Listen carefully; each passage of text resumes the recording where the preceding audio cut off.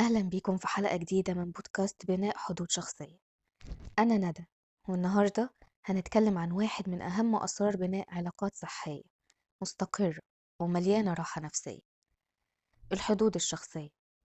سواء كانت في علاقة عاطفية، صداقة، علاقة أسرية، أو حتى علاقة عمل، فهمك للحدود وحمايتك ليها هو مفتاح الراحة.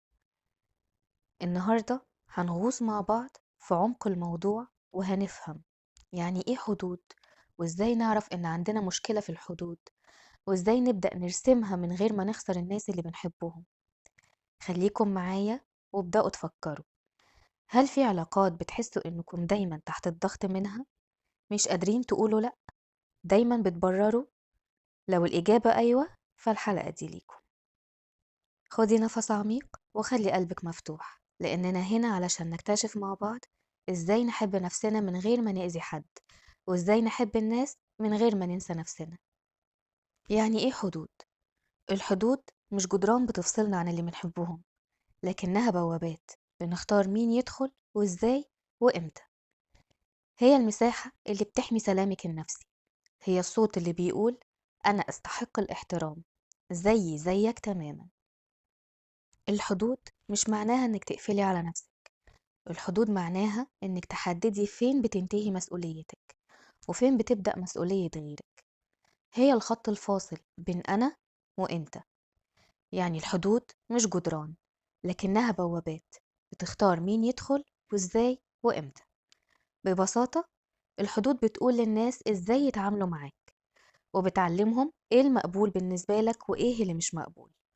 واللي ما عندوش حدود واضحة دايما بيتعب، بيتسحب منه طاقته، بيعيش في توتر، وغالبا بيحس إنه مش مفهوم أو بيستغل. خليني أشارككوا شوية أسباب بتخلي الحدود ضرورية في أي علاقة. أول حاجة، بتحمي طاقتك ونفسيتك. لما تقولي لأ لحاجة مش مناسبة ليكي، انتي بتحمي نفسك من الضغط أو التلاعب.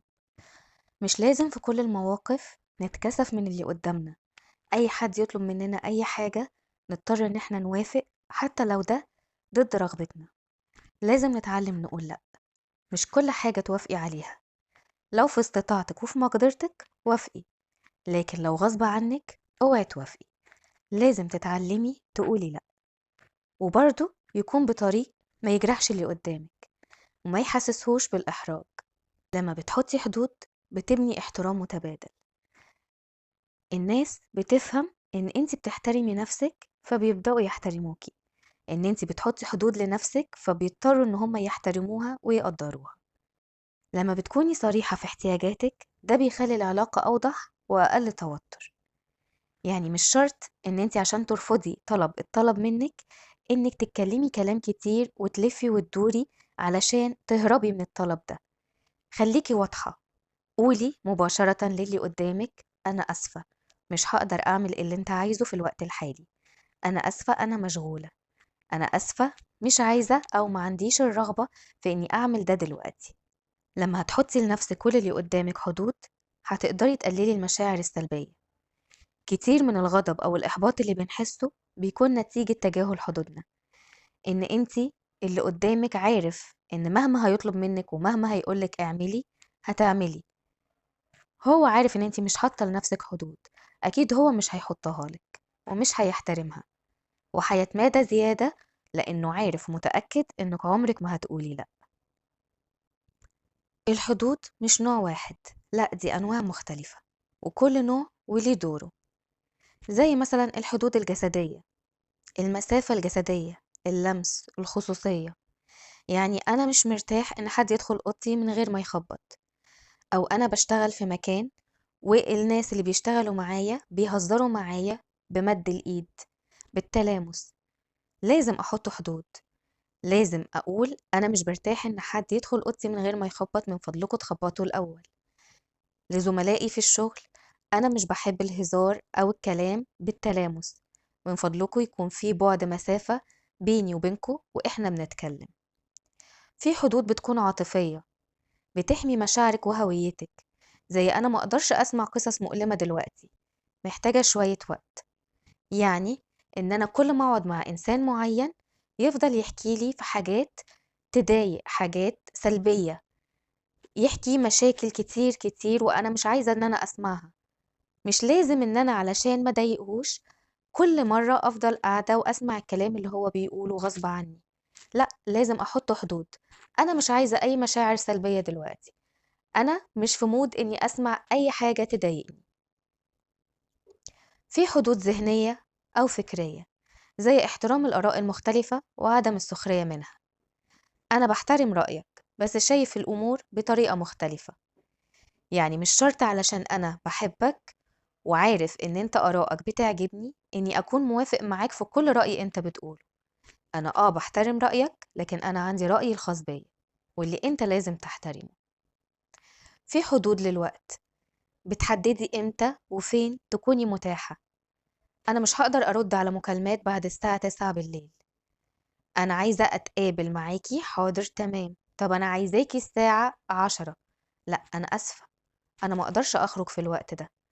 نتفق على ميعاد بيني وبينك علشان نعرف إن إحنا نخرج.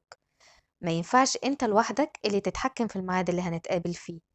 لازم الميعاد يكون مناسب لينا إحنا الاتنين. ما ينفعش في الوقت بتاع الراحة بتاعي إن أنت تتصل بيا في أي وقت أيا كان علشان تتكلم. لازم أحط حدود.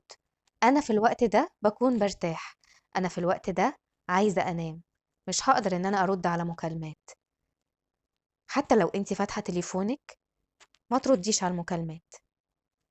اللي قدامك عارف إن أنت حاطة حدود، إن بعد الساعة 9 أنا مش هرد على مكالمات، فمش من حقك إن أنت تتصل بيا في وقت زي ده، لأنك لو اتصلت أنا مش هرد. وعلى فكرة دي مش قلة ذوق، دي مساحة شخصية ليكي. وطالما أنتِ منبهة اللي قدامِك ومتفقة معاه على الحدود دي، يبقى هو كمان لازم يحترمها. في كمان حدود مادية، يعني ما ينفعش حد ييجي يتحكم في الماديات بتاعتِك أنتِ. أنتِ معاكِ مبلغ من المال، حد ييجي ينصحِك أنتِ لازم تعملي بالمال ده كذا وكذا وكذا، لازم تشيليه في البنك، لازم تشتري بيه دهب، لازم تحوّشي. لأ، ما تشتريش الحاجة اللي أنتِ محتاجاها لإن أنتِ كده بتهدري فلوسِك. ما حدش ليه الحق إنه يتحكم في مالك أنتِ. أنتِ الوحيدة اللي ليكِ الحق ترسمي حدودِك الخاصة، وإيه اللي يناسبِك، اللي ممكن كمان يكون بيختلف عن اللي بيناسب غيرِك. ما تخلّيش حد يتحكم في حياتِك أنتِ، أنتِ الوحيدة اللي تتحكمي في حياتِك. طب إزاي أعرف إن أنا مش عاملة حدود لنفسي ولحياتي؟ لو أنتِ مش قادرة تقولي لأ، حتى لو أنتِ مش مرتاحة، لو بتحسي دايمًا إنِك بتعملي حاجات غصب عنِك عشان ترضي الناس، لو بتحسي بالذنب لما بتطلبي مساحة لنفسِك، لو الناس بتتدخل في خصوصياتِك من غير ما تقدري توقفيهم، لو كل الكلام ده مألوف ليكِ، فأنتِ محتاجة تراجعي حدودِك. وساعتها أول خطوة هي إنِك تعترفي إن عندِك الحق إنِك تحمي نفسِك. إزاي نقدر إننا نضع حدود؟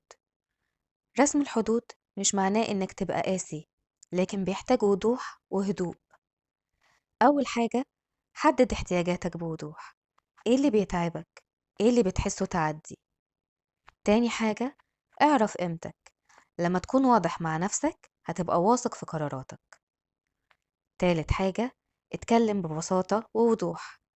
أنا محتاجة أتكلم معاك على حاجة مضايقاني، أنا مقدرش أكمل بالشكل ده. رابع حاجة، ثبت حدودك بلطف لكن برضه بحزم، من غير تبرير مبالغ فيه، من غير غضب زائد.